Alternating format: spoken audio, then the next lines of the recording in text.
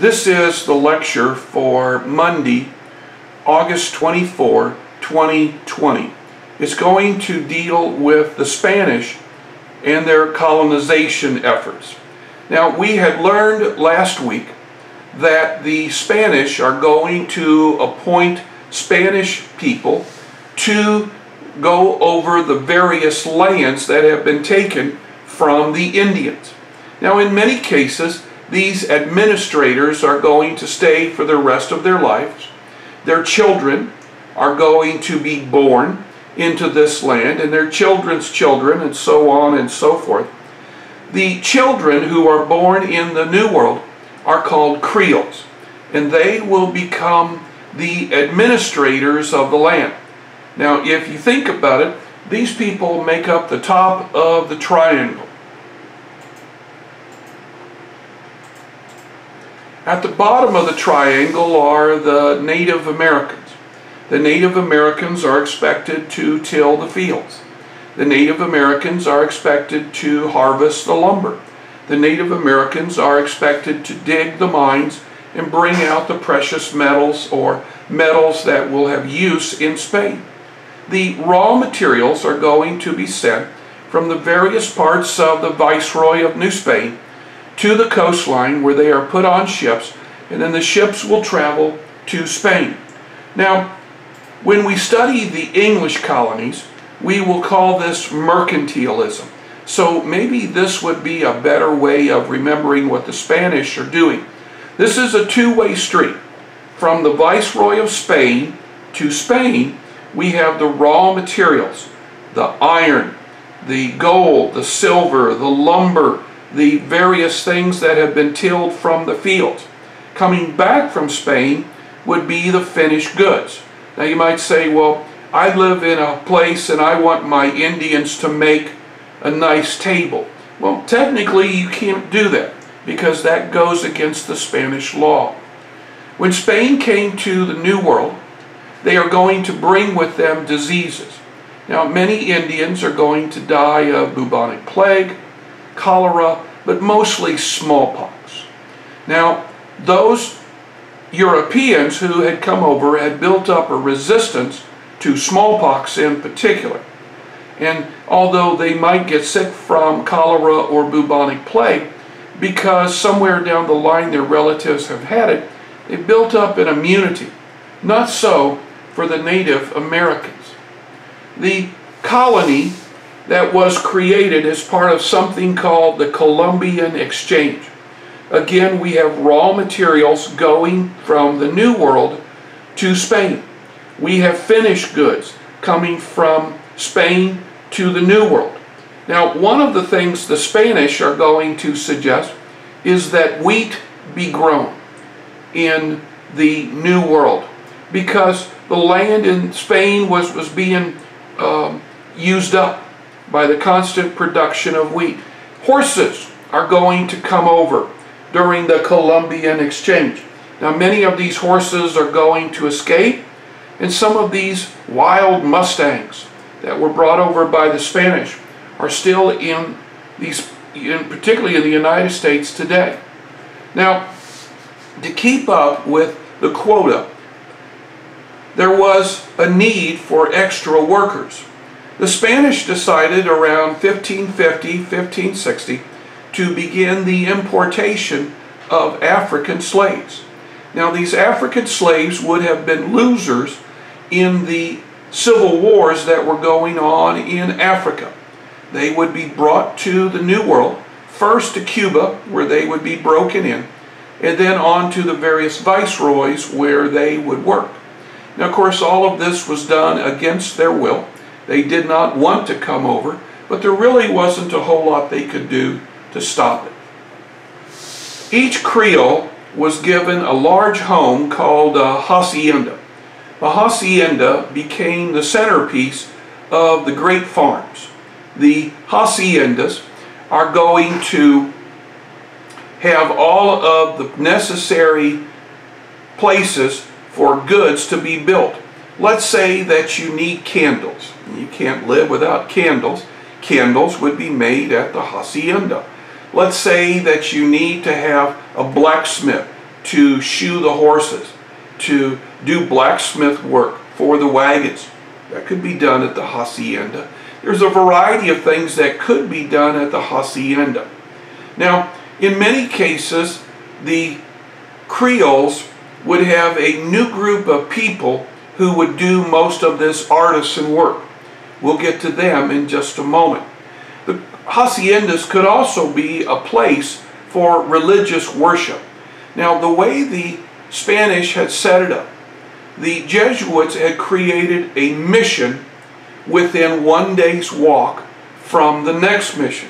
But unfortunately, sometimes these missions fell into disrepair, and the priests would deliver their services in the haciendas.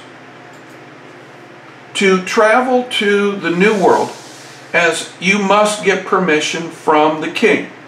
If the king didn't want you to go to the New World, then you were not allowed to go to the New World. Now, because the king has given you permission to go to the New World, you will have to pay him a tribute.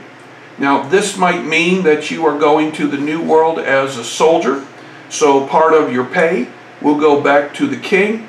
If you are a businessman, then part of your business will go back to the king. This is separate from what the king was receiving from the Creoles. Now, the Creoles were also expected to pay a fee to the crown. Now, usually this was in the form of services or goods. Now, in many cases, the Creoles would have more goods and services than they needed.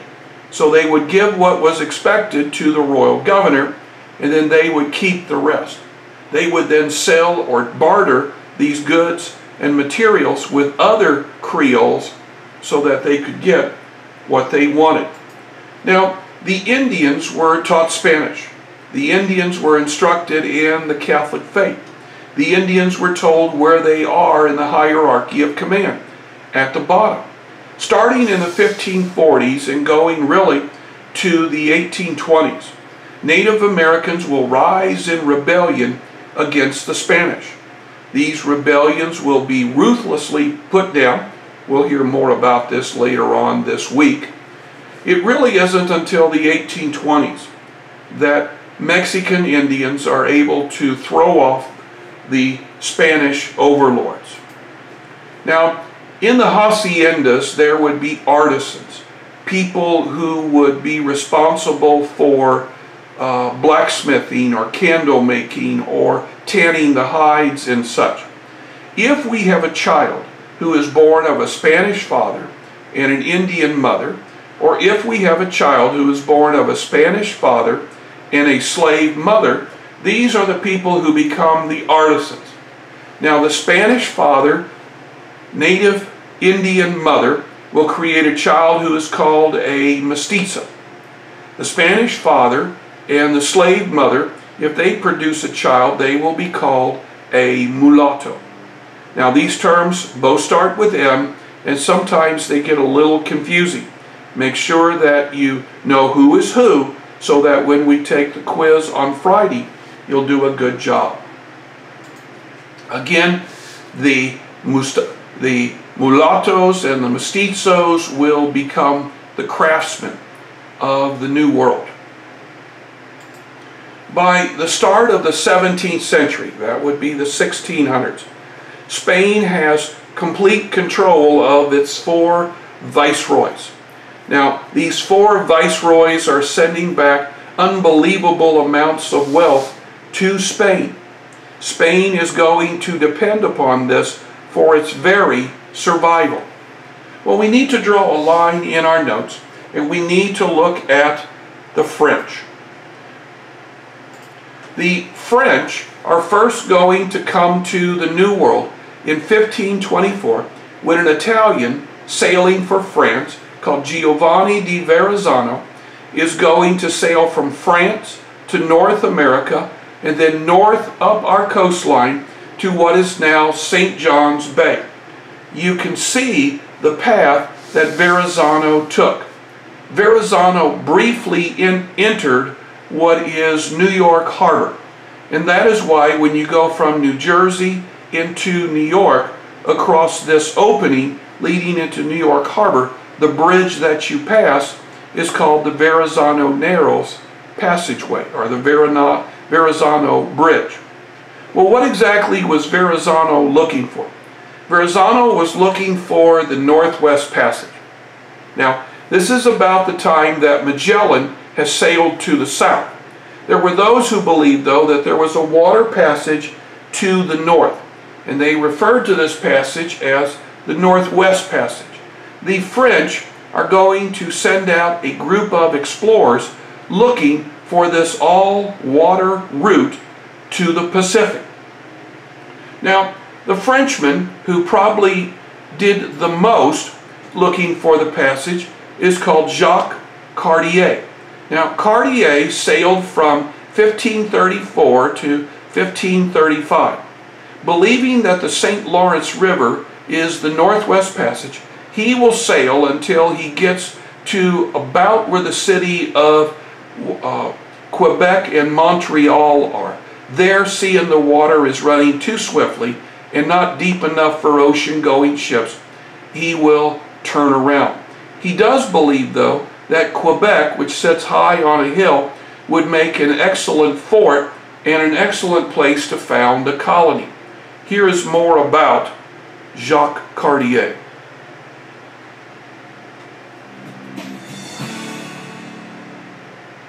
French mariner and explorer Jacques Cartier led 3 expeditions into what is now Canada and claimed much of these lands for France. He is also the man who named Canada, inspired by the Huron-Iroquois word for settlement, Kanata.